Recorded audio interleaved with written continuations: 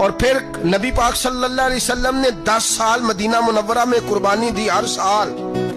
اب وہ 63 اونٹ، ایک اونٹ میں 7 قربانیاں، ہر سال یہاں قربانی. اور مولا علی شیر خدا فرماتے ہیں نبی پاک 2 قربانیاں دیتے.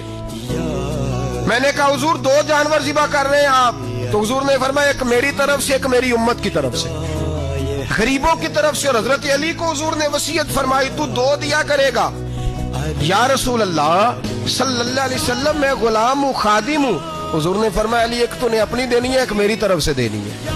2 قربانیاں. مولا علی نے بھی ساری زندگی 2 قربانیاں دی. حضرت علی بھی مال کے نصاب نہیں تھے، اپنا مکان ہی نہیں تھا، کوئی کاروبار نہیں تھا، کئی دن فاقے رہتے تھے. پر قربانیاں کتنی دیتے تھے؟ 2. تیرا علی میرا مرشد بھی آقا بھی مولا